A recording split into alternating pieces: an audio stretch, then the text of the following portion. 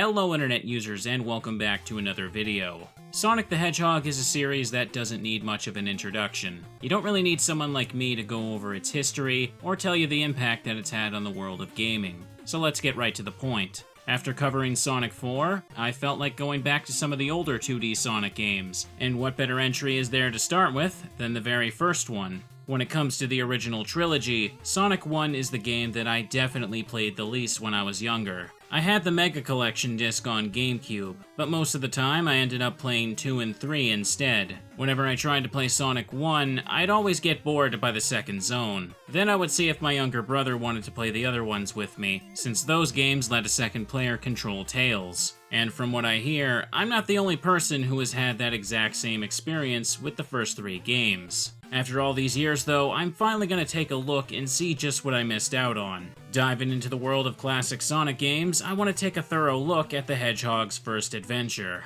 Sonic 1 starts off with the iconic Green Hill Zone. The first stage is a pretty easy open area that allows you to get a feel for the mechanics. It also shows off one of Sonic's biggest selling points, the ability to go fast. Like most platformers, the main part of the gameplay revolves around moving and jumping as you make your way to the goal at the end of the stage. Different enemies will try to get in the way as you play. These are robots created by Dr. Robotnik. Sonic can defeat these enemies by either hitting them with a jump or a roll, or as the manual calls it, his supersonic spin attack. Jumping is the only action Sonic has with any of the buttons. It's pretty straightforward to use. In order to roll, you have to press down while Sonic has at least a little bit of momentum, otherwise he'll just crouch. Some of you might be wondering about the spin dash. It's become a pretty well-known ability in the series, where Sonic can quickly build up speed in place before launching himself forward. It's easy to forget this fact, but the spin dash actually didn't exist until Sonic 2. There are versions of this game that do have the spin dash though, which I'll talk about later, but for now I'm mainly going to focus on the original 1991 release. However, something that has been pretty consistent since the first game is how the rings work. Whenever you take damage, you'll drop all of the rings that you've collected. If damage is taken with 0 rings, you'll lose a life. A benefit of collecting several rings is that if you drop them, you'll be more likely to pick some of them up again before they disappear. As well, if you collect 100 of them, you'll get an extra life. Lastly, if you reach a stage goal with at least 50, a giant ring will appear, acting as a portal to a special stage. Sonic 1 has 6 zones and a final boss fight. Each zone is broken up into 3 acts, with the third one usually having a boss at the end. It should be noted that none of these third levels can spawn the giant ring. Something else that Sonic has access to is these monitors. Breaking them will give you an item or a temporary power-up. The one with the ring picture gives 10 rings. The monitor with this picture will give you a shield. This lets you take a single hit while still keeping all of your rings. A picture of Sonic is an extra life. If you break the Power Sneakers monitor, Sonic will be able to go much faster than normal for a little while. These sparkles give you invincibility, however you can still get crushed and fall into bottomless pits. Now at this point, I want to start going over each individual zone and talk about what they have to offer. When looking back at the franchise's starting point, it's pretty easy to gloss over this one as the game without Tails or the spin dash, but after spending quite a while playing Sonic 1, I found that I have a lot more to say about it than I expected. Going back to Green Hill Zone, I could easily say that this is a pretty solid first area. In my opinion, it does absolutely everything right. Because you control the game with just the D-pad and a single button, it's very simple to play, and it does a good job of teaching you how to deal with the basic obstacles. I'm talking about things such as defeating enemies and avoiding spikes. It also accomplishes what Sonic set out to do in the first place, make it feel satisfying to go fast. Sure, these levels might be easy, but replaying them doesn't feel like a chore. The only times you really slow down is when you miss a jump and just kind of bump into a wall.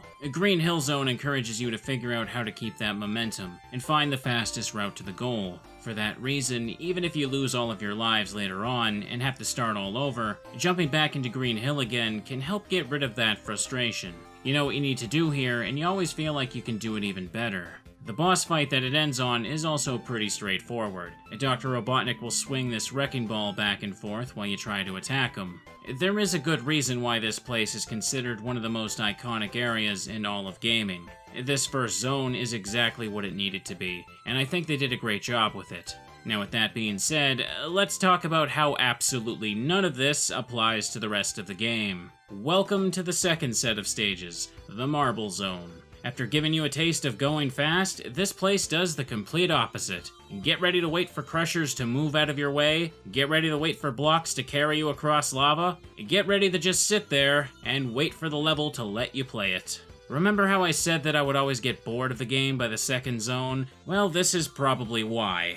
Marble Zone is such a bizarre place. After Green Hill does so well with setting you up to play this fast platformer, Marble just decides to become an entirely different game. You could splash in a character from any other platformer, and they would probably feel more natural than Sonic here. It's not like Marble Zone itself is bad either. The problem here is that Green Hill shows you what Sonic can do, and then this place doesn't let you do any of that. It's such a weird decision that I think sets you up to dislike the whole zone. Something good that I can say, though, is that there is a great amount of visual variety here. It's all very nice to look at, and the music is also quite catchy. Just about every track in this game is something that can really get stuck in your head for a while. I think that as a whole, Sonic 1 does have a really good presentation. Even during my least favorite moments of gameplay, I'd say that it still looks and sounds great. Moving on, the third area is the Spring Yard Zone. This one is much faster paced than Marble, but I still have some problems with it. Spring Yard is the original idea of the pinball machine levels that would become a tradition for the series. But instead of that fancy stuff, there are only just a bunch of springs and bumpers all over the place. This idea hadn't really been fleshed out yet, so it can feel a bit awkward to navigate the area. Some sections of Spring Yard really highlight why the spin dash was a great idea for the sequel. If you make a mistake and lose momentum, it can be pretty obnoxious to build up that speed again. It is nice to be able to go a bit fast, but you're often forced to stop because of these block sections. If you try to rush through these, you'll just get crushed. You don't have a choice but to take it slowly. I also found Spring Yard to be a bit repetitive at times. There was like 3 or 4 chunks of the same layout that gets copy and pasted a few times. It makes this whole zone not as memorable as the rest of the game. The fourth area, though, is where Sonic 1 takes a very interesting turn. Welcome to the Labyrinth Zone. This is without a doubt the most infamous place in the entire game. Why, you ask? Because it's filled with water. Water that forces you to move incredibly slowly. And not only that, but your air is very limited, so you're constantly going to be stopping to grab some air bubbles from specific spots. And of course, there are more obstacles that you can't rush through. You have to stop and wait for your chance to go. Once again, I'm just really confused about the decisions made here. It was my understanding that the entire point of this character is that he's supposed to go fast. But for some reason, the devs decided to make not one, but 2 entire zones that do everything possible to go against that idea. I'm sure that they wanted to give the game as much variety as possible, but so many of these ideas conflict with each other. The first time you play this zone is especially the worst. There are certain parts of the floor that rise into spikes when you step on them. If you weren't already aware of this, then it's gonna be hard to get away in time, because you move in slow motion while the platform doesn't. When making this video, I played through the entire game several times, and even when I knew exactly what to expect and can get through easily without losing lives, Labyrinth was still a really drawn out part. Underwater sections have never been my favorite part of Sonic games, and this one zone is a good example of just how annoying they can be. The next area is the Starlight Zone. You get to go fast again, and the game finally brings back the loops. There is a new enemy you have to learn to avoid, and a couple of new stage gimmicks. I think Starlight finds a pretty good balance of letting you keep that speed, and knowing when to slow you down so you can carefully platform. I guess my only real complaint with this place is that the wind mechanic doesn't work very well. I don't think I've had a single playthrough where something like this doesn't happen. I also think it's a bit less challenging than some of the other zones. It's a bit weird how they saved this one for so late in the game. Maybe they wanted to give you a break after that last area. I will say though that it definitely has one of the more interesting boss fights. I'll go over all of those later, but for now, let's move on to the last set of levels. Welcome to the Scrap Brain Zone, the place that has more hazards than the rest of the game combined. You've got to be ready to deal with everything here. Fire, giant saws on conveyor belts, electricity, crushers, and even more. If it made you rage quit a video game when you were young, then it's probably somewhere in this place. Despite all this though, this zone surprisingly isn't the slowest area. If you know what you're doing, you can go a little fast in some places. However, speed isn't very encouraged here. There's so much stuff packed into this place that you're pretty much forced to slowly crawl your way to the goal. If you try to run at full speed, you're just gonna get hit by something like the fire, because you couldn't see far enough ahead to know the timing to avoid it. Or you could end up like me, and just get clipped through the level, losing your last life because you wanted to try going fast. It's so easy to just get all the way to Scrap Brain and just give up. Most people would probably only have 1 or 2 lives left the first time they reach it, so it can seem overwhelming to lose them right away like this. Luckily, there is a level select code you can do on the title screen. By pressing up, down, left, right, and then holding A and start, you can open up a menu that lets you choose where to start the game. By the way, if you're wondering, yes, I can beat the game without using the level select. I figured I should throw that out there because that means a lot to some people.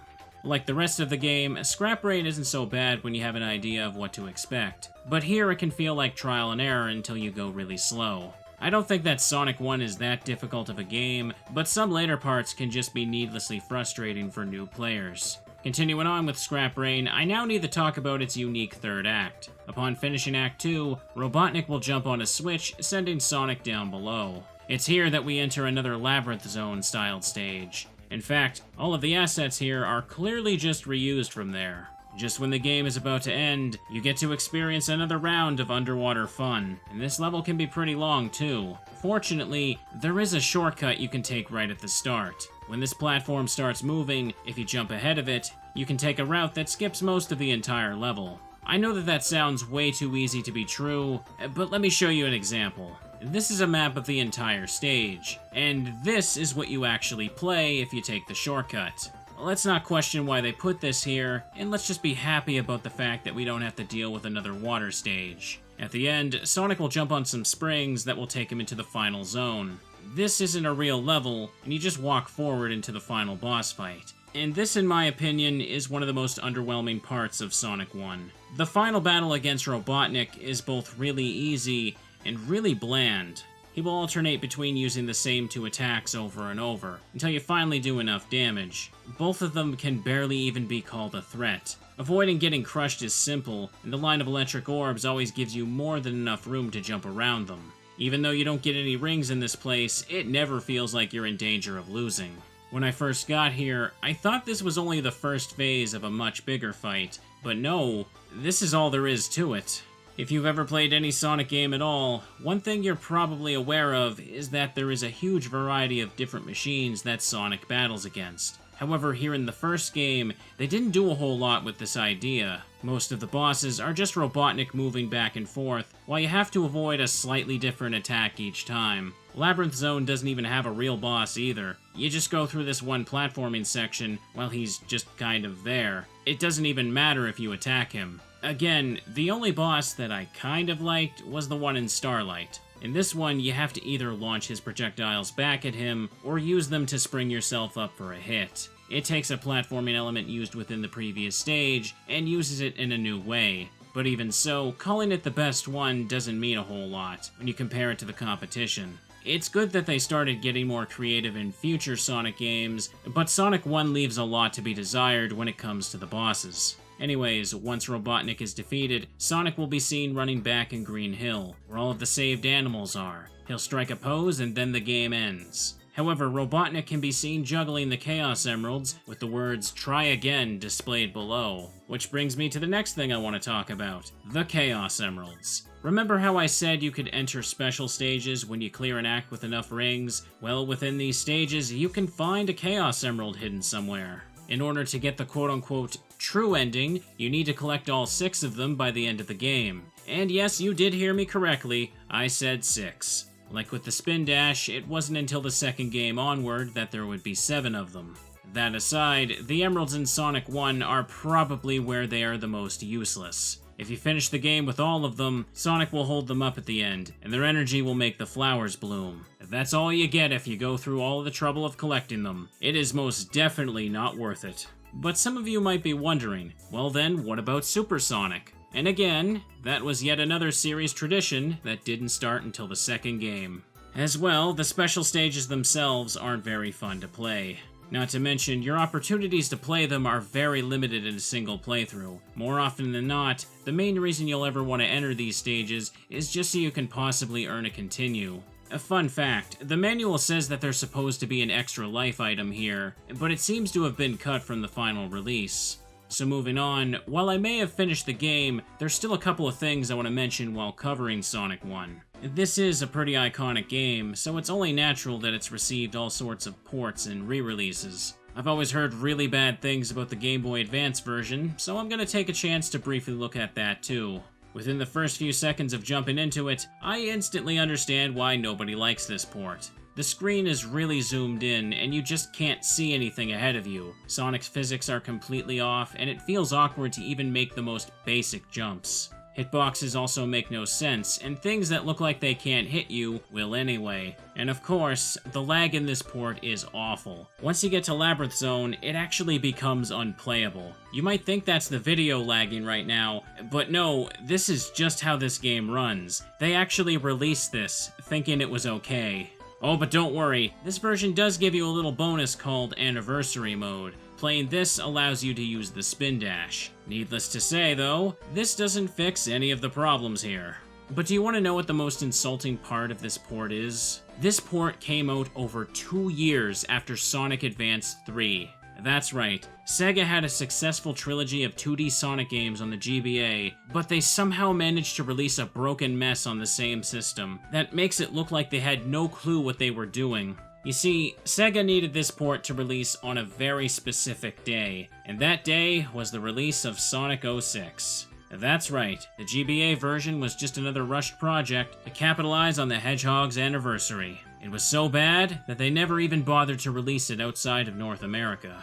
But anyways, let's move on to a much better re-release of Sonic 1. While making this video, I played the Sega Ages version for the Switch. This one doesn't just add the spin dash as a move, but also the drop dash, which first appeared in Sonic Mania. If you're unfamiliar with this move, it allows you to charge a spin dash while in the air, and launch forward when you hit the ground. It's a useful move that gives you more options for keeping your momentum. These moves really do help the game a lot. Like I talked about before, Spring Yard has some parts where building up speed can be awkward, and in Labyrinth, you can use them to shorten the amount of time you spend in the water, which is only a good thing. However, something you have to remember is that the stages obviously weren't designed with the spin dash in mind, so there are a lot of parts where it's pretty easy to just speed into a hazard when you use it. Aside from the dashes, this version also has more options to control the difficulty. For starters, the level select can be accessed without inputting a code this time. There is also something called Ring Keep mode. Like the name implies, this mode lets you keep most of your rings when getting hit. This makes the rings feel more like a traditional health meter, and also makes it much easier to access the special stages.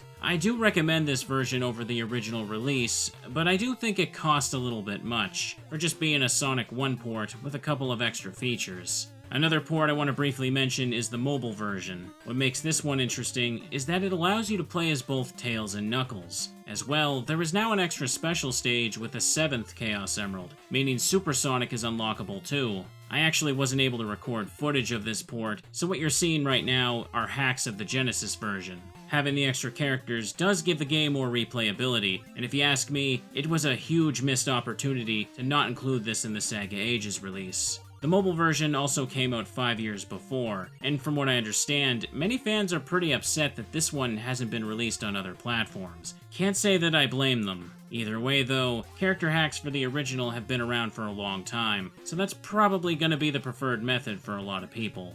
And that about covers everything I wanted to say about Sonic the Hedgehog. Overall, I'd say that the first game is very okay. It starts out strong, standing out with its fast and satisfying gameplay, but as it goes on, it turns into this really average platformer. The visuals look nice, the music is very catchy, and it mostly plays pretty well, but there isn't a whole lot here that's gonna blow you away. I often thought that people were exaggerating when they said that Green Hill carries this whole game, but I think I finally understand what they mean now. It's very clear that when they moved on to the sequels, most of the ideas from Sonic 1 they focused on were from Green Hill. Not to say that the rest of it isn't fun, but I think that the devs tried to play it way too safe at times. They knew how to show off Sonic's strengths, but some ideas just feel like they're there because they worked in other games. It's not amazing, but it's certainly not awful like a lot of people try to make it out to be. You can tell that there was a lot here that could have been handled a bit differently. I think that makes it a game that's very easy to be critical of. The fact that many of the re-releases included future moves like the spin dash is proof that even Sega knew there was room for improvement. I think any version is still worth playing today, minus the GBA one of course. It's not very long and can be finished in about an hour. Playing it was an interesting look at the franchise's beginning, and it's made me look forward to covering more 2D Sonic games in the future. But that's going to be it for now. My name is Pikasprey, and thanks for watching.